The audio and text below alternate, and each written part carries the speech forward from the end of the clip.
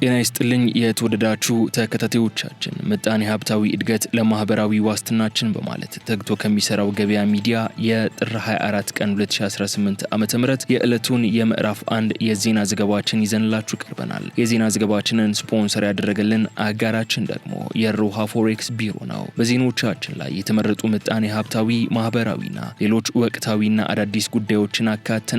እንድትከታተሉን እንጋብዛችኋለን። በቅድሚያም አርዕስቶችን በባንክና በጥቁር ገበያ መካከል ያለው ልዩነት በከፍተኛ ሁኔታ መጨመሩ ተነግሯል። ባለፉት ጊዜያት በመጠኑም ቢሆን መረጋጋት አሳይቶ የነበረ ይህ ልዩነት በድንገት ከፍ እንዲል ያደረገው ምክንያት በዝርዝር እናስደምጣችኋለን። ወደ ውጭ ሀገር ለስራ የሚሰማሩ ኢትዮጵያውያንን መብትና ደህንነት ለመጠበቅ የሚያስችል ግዙፍ ፕሮጀክት ይፋ ተደርጓል። ይህ ፕሮጀክት በተለይም በመካከለኛው ምስራቅ በስራ ላይ የሚገኙ ዜጎች የሚጠቅም መሆኑ ተገልጿል። በዝርዝር ይዘነዋል። በመዲናዋ በተካሄደው ኦፕሬሽን በርካታ ግለሰቦች በቁጥጥር ስር መዋላቸው ተሰምቷል። ግለሰቦቹ ለምን በቁጥጥር ስር ዋሉ በዝርዝር የምንነግራችሁ ይሆናል። ከውጪ ፕሬዝዳንት ዶናልድ ትራምፕ ጠንከር ያለ ወታደራዊ እርምጃ እንዲወሰድ ትዕዛዝ መስጠታቸው ተሰምቷል። ፕሬዝዳንቱ በሚሳኤል ድብደባ የታገዘ የመጨረሻውን ቅጣት ሲሉ የገለጹት እርምጃ የሚወስዱት በማን ላይ ነው? አብራችሁን ስትቆዩ የምታደምጡት ይሆናል። ኢራን፣ ቻይናና ሩሲያ በሰሜናዊ ህንድ ውቅያኖስ የጋራ የባህር ኃይል ልምምድ ሊያደርጉ መሆኑ ተገልጿል። በሌላ በኩል በኢራን የወደብ ከተሞች በደረሱ 2 ፍንዳታዎች የበርካታ ሰዎች ህይወት ማለፉ ተከትሎ እስራኤልና አሜሪካ ማብራሪያ ሰጥተዋል። በዝርዝር የምታደምጡት መረጃችን ነው። አብራችሁ እንድትቆዩም በድጋሚ እንጋብዛለን።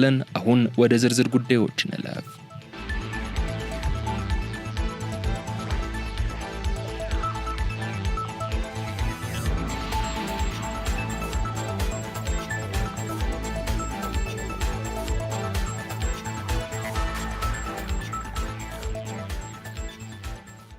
በባንክና በትይዩ ገበያ መካከል ያለው የምንዛሬ ልዩነት ዳግም ከፍ ማለቱ ተገለጸ። ኢትዮጵያ የጀመረችው የውጭ ምንዛሬ ተመንን በገበያ የመወሰን ማሻሻያ በተለያዩ ማነቆዎች ምክንያት መናጋት የጀመረ ሲሆን የይፋዊውና የጥቁር ገበያው የምንዛሬ ልዩነትም ወደ 13 በመቶ ከፍ ማለቱ ተዘግቧል። ዓለም አቀፉ የገንዘብ ድርጅት IMF በቅርቡ ባወጣው ሪፖርት መሰረት በሁለቱ ገበያዎች መካከል ያለው የዋጋ ልዩነት ባለፈው መስከረም ወር ላይ ወደ 10 በመቶ ዝቅ ብሎ የነበረ ቢሆንም አሁን ላይ ግን መዋቅራዊ ችግሮች ልዩነቱን መልሰው እንዳሰፉት ገልጿል። ለዚህ መዛባት ዋነኛው ተጠያቂ የኢትዮጵያ ብሔራዊ ባንክ የሚከተለው አካሄድ መሆኑ ሪፖርቱ አመላክቷል። ማዕከላዊ ባንኩ ከግልጽ ጨረታ ውጭ ለኢትዮጵያ ንግድ ባንክ ከፍተኛ የውጭ ምንዛሬ አቅርቦት ማድረጉ በገበያው ውስጥ ትክክለኛ የዋጋ ተመን እንዳይኖር አድርጓል ያለው ሪፖርቱ ከዚህም በተጨማሪ ብሔራዊ ባንኩ በጨረታ ወቅት ባንኮች ሊገዙ የሚችሉትን የገንዘብ መጠን መገደቡ የፋይናንስ ተቋማቱ የደንበኞቻቸውን ፍላጎት በነጻነት እንዳያሟሉ እንቅፋት ሆኖባቸዋል ብለዋል። ሌላው ለገበያው መቃወስ ምክንያት ነው ተብሎ የተጠቀሰው ደግሞ እንደ ነዳጅና ማዳበሪያ ያሉ ግዙፍ ሀገራዊ ግዢዎች የኢትዮጵያ ንግድ ባንክ ብቻውን እንዲወጣ መደረጉ ነው። የግል ባንኮች እነዚህን ስትራቴጂካዊ ሸክሞች ለመጋራት ፍላጎት ባለማሳየታቸው በመንግስት ባንክ ላይ ያለው የውጭ ምንዛሬ ጫና እንዲበረታና አጠቃላይ ገበያው እንዲጠብም አድርጎታል። ይህም የውጭ ምንዛሬ ፍላጎት በህጋዊ መንገድ ሊሟላ ባለመቻሉ ተጠቃሚዎች ወደ ጥቁር ገበያ እንዲያመሩ ገፋፍቷቸዋልም ተብሏል። ባንኮች ትርፍ የውጭ ምንዛሬ ሲኖራቸው እርስ በርስ የሚያደርጉት ግብይት አሁንም ድረስ በስርዓት ያልተመራና አልፎ አልፎ የሚከናወን መሆኑ ለችግሩ ተጨማሪ ምክንያት ሆኗል። ምንም እንኳ ሀገሪቱ ከቡናና ከወርቅ ወጪ ንግድ የምታገኘው ገቢ እየጨመረ ቢሆንም ይህ በጥቁር ገበያና በባንክ መካከል ያለው ሰፊ ልዩነት ካልጠበበ በማክሮ ኢኮኖሚ ማረጋጋት ጥረቱ ላይ ጥላ ማጥላቱ እንደማይቀር ተመላክቷል ሲል ካፒታል ዘግቧል።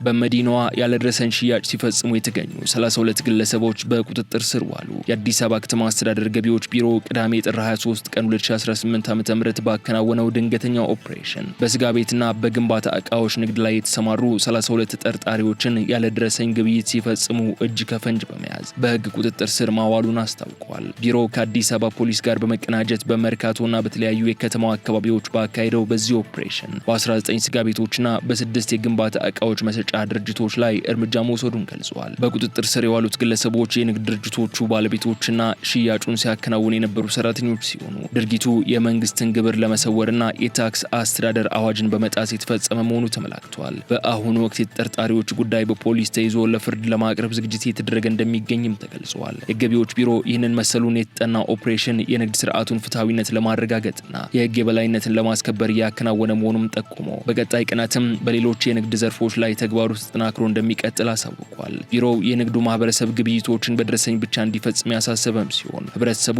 መሰል የህግ ጥሰቶችን ሲመለከት በ775 ነጻ የስልክ መስመር በመጠቀም ጥቆማ እንዲሰጥም ጥሪውን አቅርበዋል። ከዚህ ቀደም በጎማ በኤሌክትሮኒክስና በኮንስትራክሽን ዘርፎች በተመሳሳይ መልኩ 35 ተጠርጣሪዎች በቁጥጥር ስር መዋላቸው ይታወሳል።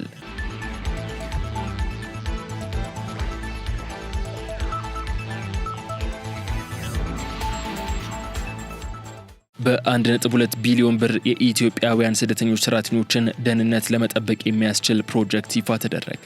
የዓለም ስራ ድርጅት ከአውሮፓ ህብረት ባገኘው የ1.2 ቢሊዮን ብር የገንዘብ ድጋፍ ወደ ውጭ ሀገር ለስራ የሚሰማሩ ኢትዮጵያውያንን መብትና ደህንነት ለመጠበቅ የሚያስችል አዲስ ፕሮጀክት ይፋ አድርጓል። ጥር 22 ቀን 2018 ዓ.ም በይፋ የተበሰረው ይህ ፕሮጀክት በዋነኛነት በህገወጥ የሰዎች ዝውውር የሚደርሱ ሰብአዊ ቀውሶችን ለመቀነስና ፍትሐዊ የስራ ስምሪት ስርዓትን ለመዘርጋት ያለመ ነው። ይህ ግዙፍ ፕሮጀክት በተለይ በመካከለኛው ምስራቅ አገሮች የሚሰማሩ ዜጎች የሚያጋጥሟቸውን የአካልና የስነ ልቦና ጥቃቶች እንዲሁም የደሞዝ መበዝበዝ ችግሮችን ለመፍታት እንደ ስትራቴጂ የተቀረጸ ነው። በስራና ክህሎት ሚኒስቴር የፕሮጀክት ማኔጀር አቶ ብርሃኑ አለቃ እንደገለጹት ቀደም ባሉት ዓመታት ዜጎች ያለበቂ ዝግጅትና ክህሎት በመጓዛቸው ለከፋ የአካል ጉዳትና ለኢኮኖሚያዊ ኪሳራ ሲዳረጉ ቆይተዋል ብለዋል። አዲሱ አሰራር ግን ዜጎች በቂ ስልጠና አግኝተውና መብታቸውን አውቀው እንዲሰማሩ በማድረግ ወደ ሀገራቸው በጤናና በህይወት እንዲመለሱ ዋስትና እንደሚሰጥ ገልጸዋል። የፕሮጀክቱ ዋና የትኩረት አቅጣጫዎች የምልመላ ሂደትን ማዘመን፣ የግል ኤጀንሲዎችን ተጠያቂነት ማረጋገጥና የተቋማዊ መረጃ አያያዝን ማጠናከር ናቸው። በዚህም መሰረት ከ650 በላይ የሚሆኑ የቴክኒክና ሙያ ስልጠና ተቋማት ያላቸው የሰው ኃይልና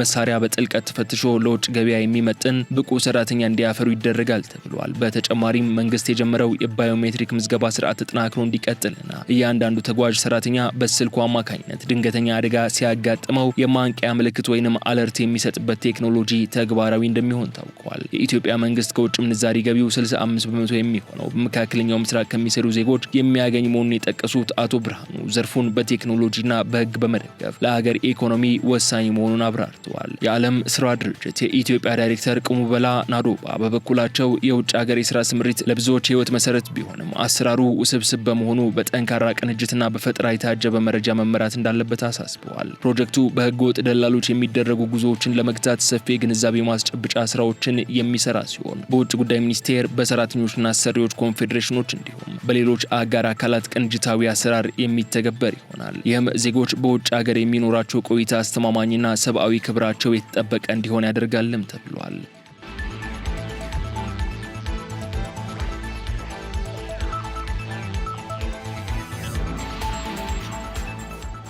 ከባዕድ ነገር ጋር የተቀላቀለ 68 ኩንታል በርበሬ በቁጥጥር ስር ዋለ። በማዕከላዊ ኢትዮጵያ ክልል ሀላባ ዞን ቁሊቶ ከተማ አስተዳደር ለሰው ልጅ ጤና አደገኛ ከሆነ ባዕድ ነገር ጋር ተቀላቅሎ ለገበያ የተዘጋጀ 68 ኩንታል የተፈጨ በርበሬ በቁጥጥር ስር መዋሉን ፖሊስ አስታውቋል። ግብረ ኃይሉ በሁለት ህገወጥ ወፍጮ ቤቶች ላይ ባደረገው ድንገተኛ ፍተሻ በ1300 ፓኬቶች የታሸገ 68 ኩንታል የተፈጨ በርበሬ እንዲሁም ለመፈጨት የተዘጋጀ 16 ኩንታል ጥራት የጎደለው ዛላ በርበሬ መያዙን አስታውቋል። በተጨማሪም ለምግብ ማቅለሚያነት ጥቅም ላይ ይውል የነበረ 200 ግራም ማንነቱ ያልታወቀ ኬሚካል በኤግዚቢትነት ተይዟል። ይህ መጠነ ሰፊ ኦፕሬሽን ሊሳካ የቻለው ከብሔራዊ መረጃና ደህንነት አገልግሎት እንዲሁም ከጉምሩክ ኮሚሽን ሐዋሳ ቅርንጫፍ የክትትል ቡድን በደረሰ ጥቆማ መነሻነት ነው ተብሏል። በወቅቱ የተካሄደው ብርበራና ቁጥጥር የኢትዮጵያ ምግብና መድኃኒት ባለስልጣን፣ የክልሉ ጤና ቢሮ፣ የንግድና ገበያ ልማት መዋቅሮችና የከተማዋ ፖሊስ በጋራ በመሆን እንዳከናወኑትም ተገልጿል። ድርጊቱ ሲፈጸምባቸው የነበሩት ሁለት ወፍጮ ቤቶች ሙሉ በሙሉ የታሸጉ ሲሆን በወንጀሉ የተጠረጠሩ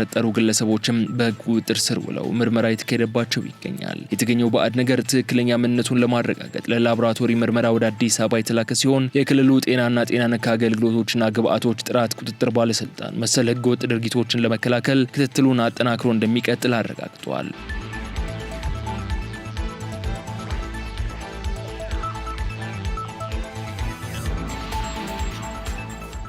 የተከበራችሁ የገበያ ሚዲያ ተከታታዮቻችን ከሀገር ውስጥ የያዝናቸውን መረጃዎች እነዚህ እስካሁን ስትከታተሏቸው የቆያችሁን ይመስሉ ነበር። በማስከተል ከዓለም አቀፍ የመረጃ ምንጮቻችን ያገኘናቸው አሁናዊ ዓለም አቀፋዊ ጉዳዮችን ነግራችኋለን። ትራምፕ በሶማሊያ የባህር ዘራፊዎች ላይ የኃይል እርምጃ እንደሚወስዱ አስጠነቀቁ። የአሜሪካው ፕሬዝዳንት ዶናልድ ትራምፕ የሶማሊያ የባህር ላይ ዘራፊዎች በማናቸውም መርከብ ላይ ጥቃት ለማድረስ በሚሞክሩበት ወቅት የአሜሪካ ጦር ወታደራዊ እርምጃ እንዲወስድ ትዕዛዝ መስጠታቸውን አስታውቀዋል። ፕሬዝዳንቱ በሰጡት መግለጫ የባህር የባህር ላይ ዘራፊዎች የአሜሪካን መርከቦች ባይነኩ እንኳን በሌሎች መርከቦች ላይ ጥቃት ለመሰንዘር ሲንቀሳቀሱ ከተገኙ በአሜሪካ ጦር ኢላማ እንደሚደረጉ በግልጽ አስጠንቅቀዋል። ትራምፕ ማንኛውም ግለሰብ ወይም ጀልባ ወደ ሌላ መርከብ ሲጠጋ ቢታይ መርከቧ የማንቶን የማን የአሜሪካ ጦር አፋጣኝ ምላሽ የሚሰጥ ሲሆን ጥቃት አድራሾቹም የመጨረሻውን ቅጣት ይጋፈጣሉ ያሉ ሲሆን ይህ ውሳኔ የአሜሪካ ጦር ቀደም ሲል ይከተለው ከነበረውና በዋነኛነት የራሱን መርከቦች በመጠበቅ ላይ ካተኮረው ስትራቴጂ ወጣ ያለና ጠንከር ያለ እርምጃ እንደሆነ ተነግሯል። በተጨማሪም ፕሬዝዳንቱ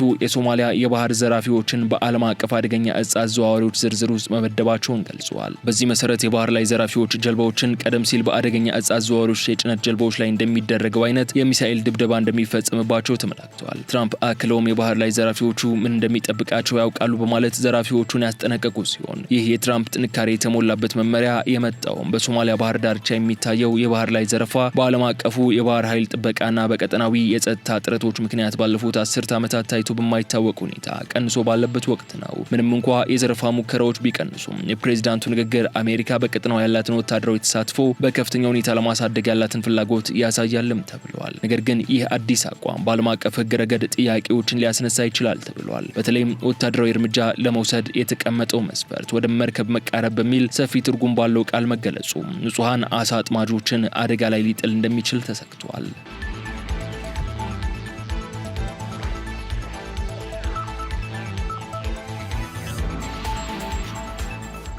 ኢራን፣ ቻይናና ሩሲያ በሰሜናዊ ህንድ ውቅያኖስ የጋራ የባህር ኃይል ልምምድ ሊያደርጉ መሆኑ ተሰማ። ኢራን፣ ቻይናና ሩሲያ በየዓመቱ የሚያካሂዱትን የባህር ደህንነት ቀበቶ የተሰኘውን 8ኛው ዙር የጋራ የባህር ኃይል ልምምድ በየካቲት ወር አጋማሽ ላይ በሰሜናዊ ህንድ ውቅያኖስ እንደሚያካሂዱ አስታውቀዋል። ይህ ይፋ የተደረገው በቴሄራንና በዋሽንግተን መካከል ያለውን ወታደራዊ ውጥረት ከፍተኛ ደረጃ ላይ በደረሰበት ወቅት ነው። በልምምዱ ላይ የኢራን መደበኛ የባህር ኃይልና የእስላማዊ አብዮታዊ ዘብ የባህር ኃይል ክፍሎች ከቻይናና ሩሲያ ባህር ኃይል ጋር በጋራ እንደሚሳተፉ የኢራኑ ተስኒም የዜና ወኪል ዘግቧል። እንደ አውሮፓውያኑ አቆጣጠር በ2019 በኢራን አነሳሽነት የተጀመረው ይህ ልምምድ እስካሁን 7 ጊዜ የተካሄደ ሲሆን ዓላማውም የዓለም አቀፍ የባህር ንግድን ደህንነት መጠበቅና በሶስቱ ሀገራት መካከል ያለውን ወታደራዊ ትብብር ማጠናከር ነው። ይህ ወታደራዊ እንቅስቃሴ የታወጀው የአሜሪካው ፕሬዝዳንት ዶናልድ ትራምፕ ግዙፍ የአርማራ ጦር ወደ አካባቢው ባሰማሩ ማግስት ነው። ፕሬዝዳንቱ ኢራን ወደ ድርድር ጠረጴዛ እንድትመጣ ጥሪ ቢያቀርቡም የኢራን ባለስልጣናት ግን ማንኛውንም የአሜሪካ ጥቃት ፈጣንና ሁሉን አቀፍ የአጸፋ እርምጃ እንደሚያስከትል አስጠንቅቀዋል። ኢራን ለድርድር ዝግጁ መሆኗን ብትገልጽም ንግግሩ መካሄድ ያለበት ፍትሐዊ፣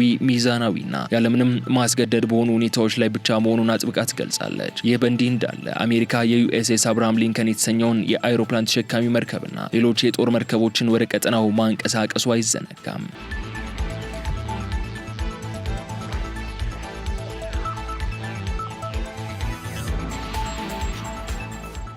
በመጨረሻም በኢራን በተከሰቱ 2 ፍንዳታዎች የ6 ሰዎች ህይወት ማለፉ ተሰማ። ባለፉት 24 ሰዓታት በኢራን የወደብ ከተማ በሆነችው ባንደር አባስና በአህቫዝ ከተማ በተከሰቱ 2 የተለያዩ የፍንዳታ አደጋዎች ቢያንስ የ6 ሰዎች ህይወት ማለፉን የሀገሪቱ ባለስልጣናት አስታውቀዋል። ከክስተቱ ጋር ተያይዞ በኢራን የጠላት ሀገራት እጅ ሊኖርበት ይችላል የሚሉ ግምቶች ቢሰነዘሩም እስራኤል ግን በጥቃቶቹ ላይ ምንም አይነት ተሳትፎ እንደሌላት በይፋ አስተባብላለች። የኢራን ይፋዊ የዜና ምንጮች እንደገለጹት በአህቫዝ ከተማ በደረሰው ፍንዳታ የአንድ ቤተሰብ አባላት የሆኑ 4 ሰዎችን ጨምሮ በአጠቃላይ 5 ሰዎች ሲሞቱ በባንደር አባስ ደግሞ የአንድ ሰው ህይወት አልፏል። የአህቫዝ የእሳት አደጋ መከላከያ አገልግሎት በሰጠው መግለጫ አደጋው የደረሰው በመኖሪያ ቤት ውስጥ በተከሰተ የጋዝ መለቀቅ ምክንያት መሆኑን ያረጋገጠ ሲሆን የፍንዳታው ኃይል በአቅራቢያው ባሉ ህንፃዎች ላይ ከፍተኛ ጉዳት አድርሷል። ይህ በእንዲህ እንዳለ የፍንዳቶቹ ዜና ከተሰማ በኋላ የእስራኤል ባለስልጣናት ለሮይተርስ የዜና ወኪል በሰጡት ቃል ሀገራቸው በእነዚህ ክስተቶች ውስጥ ምንም አይነት ሚና እንደሌላት ገልጸዋል። ስማቸው እንዳይጠቀስ የፈለጉ የደህንነት ምንጮች እንደጠቆሙትም ክስተቶቹ የኢራን የውስጥ ችግሮች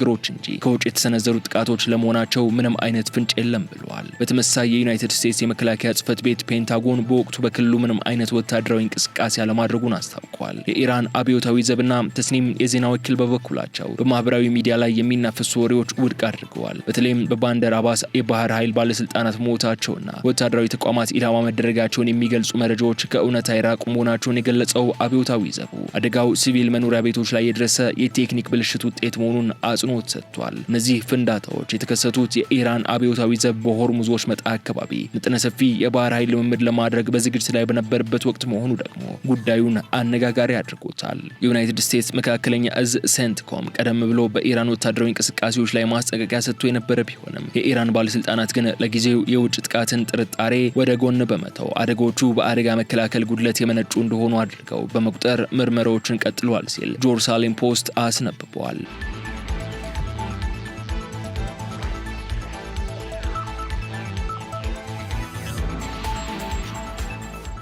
የተከበራችሁ የገበያ ሚዲያ ተከታታዮቻችን የጥር 24 ቀን 2018 ዓ.ም የምዕራፍ 1 የዜና ዘገባዎቻችን እነዚህ እስካሁን ስትከታተሏቸው የቆያችሁትን ይመስላሉ። በቀጣይ በሌሎች ጉዳዮች መልሰን እስክንገናኝ ድረስ የዩቲዩብ ገጻችንን ላይክ፣ ሼር እና ሰብስክራይብ እንድታደርጉ እየጋበዝን እዚህ ጋር እንሰናበታለን። ሰላም።